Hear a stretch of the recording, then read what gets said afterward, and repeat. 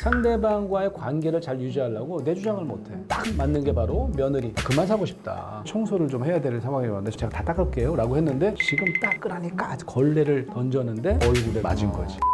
이렇게 얘기하는 게 되게 중요하다는 거예요. 텐트럼이라고 하는데 분노 발작, 뭐가 건드려진 거예요. 그런 전문가들은 트리거라고 해요. 방아쇠가 당겨져가지고 막 적발이 됩니다. 저 사람을 볼 때마다 저 사람의 말투 때문에 심지어는요 냄새도 가능해요.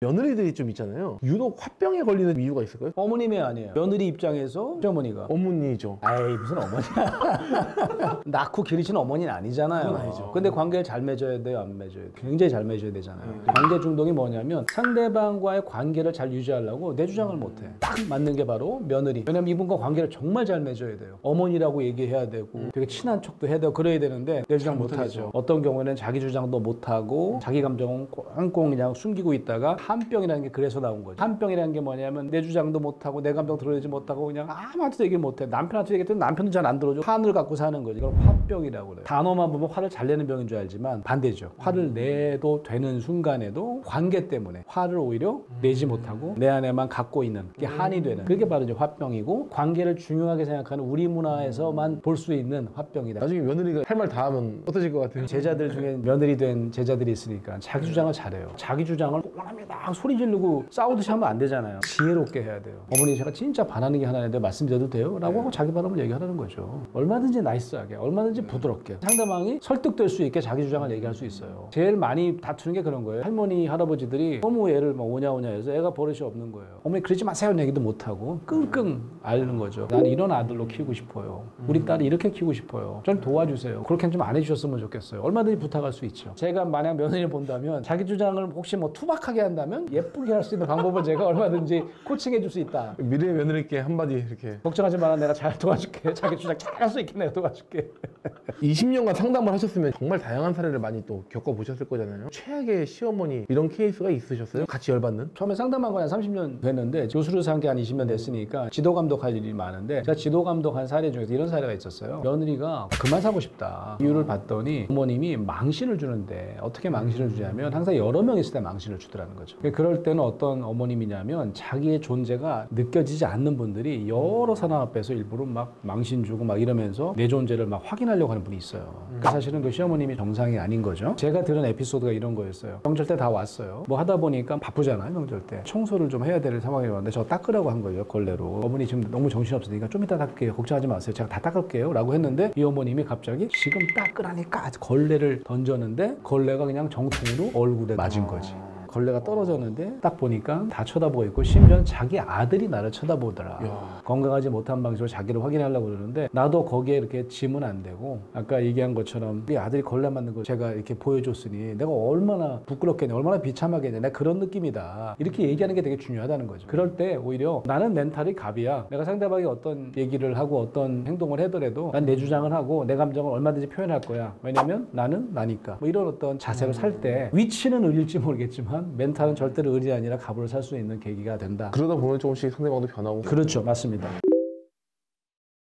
분노를 표출하는 거, 억누르는 거. 분노를 표출하는 게 좋을까요? 꾹꾹 참아요. 한이 된다 그랬잖아요. 네. 그러다가 항상 터트리는 분이 있어요. 엄한 사람한테 터집니다. 반려견한테 터진다든지 부모님 같은 경우에는 어린아이한테 터진다죠. 얼마나 안타까워요. 참는 것도 답이 아니고 참다가 터지는 것도 답이 아니겠죠. 언제든지 내 욕구를 드러내고 바라는 바에 대해서 얘기하고 이런 걸 내가 자꾸 이야기하는 표현하는 상대방에게 전달하는 이런 방법을 취하면 분노를 참을 필요도 없고 분노를 표출하는 대신 내 속에 있는 진짜 감정을 표출하게 된다. 이유 없는 분노는 정말 이유가 없을까요? 요거는 진짜 나도 모르겠다. 왜 이렇게 화가 나는지. 밥상 뒤집는 거예요. 그러니까 텐트럼이라고 하는데 분노 발작. 뉴스에 나올 정도가 됐어. 그 정도면 내가 그렇게 화난 건 아닌데 그 정도가 되면 이유를 찾아야 됩니다. 전문가랑 같이. 뭐가 건드려진 거예요. 뭐라 그러냐면 그런 전문가들은 트리거라고 해요. 트리거가 워낙 방아쇠라는 뜻이잖아요. 방아쇠가 당겨져가지고 막 적발이 되는 거예요. 그럼 뭐가 방아쇠가 당겨지는지를 알아야 돼요. 내가 과거에 어떤 상처가 있는데 그게 건드려질 때가 있는데 내가 언제 건드려졌는지도 잘 모르거든요. 그럴 때는 이제 저 같은 심리상담, 가족상담 전문가를 만나보시면 내가 과거에 이런 일 때 그런 경험을 내가 잊어버리려고 묻어놨는데 저 사람을 볼 때마다 저 사람의 말투 때문에 심지어는요 냄새도 가능해요. 내가 어떤 냄새를 느끼면 갑자기 불안해지기도 하고 화가 난다? 어렸을 때 상처가 그 냄새와 상관이 있든지 내가 기억은 다 머릿속으로 잊어버릴 수 있거든요. 신체기억이라는 게 있어요. 굉장히 오래 우리 안에 잠재되어 있는 거거든요. 그런 기억 때문에 촉발될 때는 꼭 어떻게 찾겠어요? 그러니까 전문가 좀 도와주시면 좋죠. 그럴 때 이제 내가 막 너무 심한 격발된 분노를 느낀다 그럴 때는 꼭 저한테 연락하시고 상담을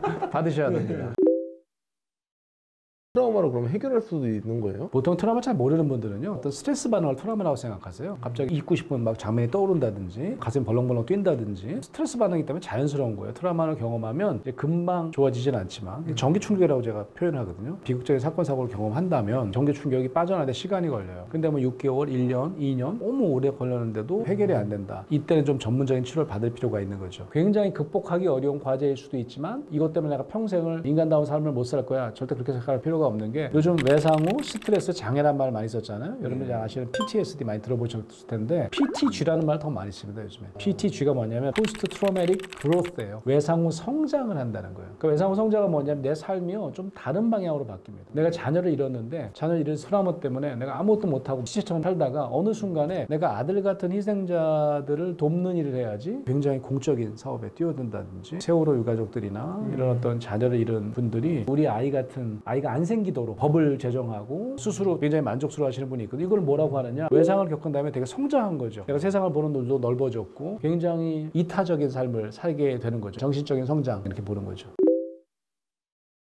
나쁜 감정에 휘둘리는 사람도 많잖아요. 쉽게 휘둘리는 사람에게 해줄 수 있는 혹시 조언이 있다면? 그러니까 나쁜 감정은 굉장히 많아요, 실제로. 제가 이제 항상 얘기하는 게 인사이드 아웃 영화에 보면 5가지 기본 감정이 있는데 거기 보면 기쁨 빼놓고는 다 우리가 싫어하는 감정이에요. 슬픔도 그렇고요, 소심, 까칠, 버럭 다 그렇잖아요. 나쁜 감정이 사실은 나쁘다고 생각하고 내가 없애려고 하잖아요. 그러면 나쁜 감정에 휘둘리게 되는 거예요. 나쁜 감정이 흔들릴 때 이때는 기회다 이렇게 생각하시라는 거죠. 나쁜 감정은 하나의 어떤 시그널처럼 생각하시라는 거죠. 하나의 사인을 주는 겁니다. 나쁜 감정이 또 다른 내 안에 있는 어떤 다른 감정을 잘 돌보라고 시그널을 주는 거죠. 아까 이제 화가 났다 그러면 심한 격발된 분노가 나면 내 마음을 돌보기 위해서 저 같은 정신, 마음 건강 전문가를 찾아가라고 그랬잖아요. 돌봄의 기회예요. 내 안에 있는 감정을 돌보라고 시그널을 보내는구나. 소위 나쁜 감정 이렇게 생각하시면 되고 제가 쓴 책이 나쁜 감정에 흔들릴 때 읽는 책이라고 했던 이유가 나쁜 감정이 흔들리면 나쁜 감정 하나만 있는 줄 알아요. 설명을 좀 해드리려고 책을 쓴 거예요. 굉장히 다양한 감정이 우리 안에 숨겨져 있다. 화가 나면 화로 꽉 차 있다고 생각해요. 내가 우울하잖아요. 우울감으로 꽉 차 있다고 생각해요. 근데 안에다 들여보면요. 또 다른 감정이 있어. 수치심도 숨겨져 있고 억울함도 좀 숨겨져 있고. 그러니까 이런 감정들을 내가 같이 돌봐야만 우리 내면의 가족들은 하나의 가족 시스템처럼 오손도손 살고 있는데 버럭이만 있는 줄 알면 안 된다는 거죠. 그 안에는 또 다른 감정을 우리가 다 잘 보살필 때 비로소 감정 전체를 돌보게 되고 그럴 때 돌봄의 기회를 삼아서 치유를 경험하게도 되는 그런 순간이 분명히 올 수 있다는 말씀입니다. 교수님께서 그런 감정도 똑같이 드시기도 할 텐데 그럴 때는 어떤 식으로 좀 해소를 해요? 마음의 내시경을 한번 우리가 만들어보자 스스로. 신체는 내시경을 통해서 볼 수 있잖아요, 의사 선생님들이. 근데 우리는 스스로 우리 마음을 볼 수가 없잖아요. 노력을 한번 해보는 거죠. 눈을 감고 우리 마음을 한번 상상을 해보는 거예요. 화가 올라왔을 때? 화가 올라왔을 때도 그렇고 평소에도 할 수 있고 아무 때나 할 수 있어요. 우리 안에 어떤 감정이 있는지를 찬찬히 살펴보는 거예요. 우리가 항상 판단의 렌즈를 껴요. 어떤 나쁜 감정이 있을까 이런 벌써 틀린 거예요. 호기심의 렌즈를 껴야 돼. 내 안에는 어떤 감정이 있을까? 책에 봤더니 수백 개 수천 개라는데 서너 개라도 찾아내봐야지. 내가 갑자기 아내한테 화가 났어요. 내가 왜 이러지 봤더니 화난 게 아니야. 좀 창피했던 거야. 날 좀 무시하는 느낌이 들었던 거야. 내가 좀 억울했던 거야. 이런 다양한 감정이 든다는 거죠. 그럴 때는 어떻게 하느냐? 그냥 발견하면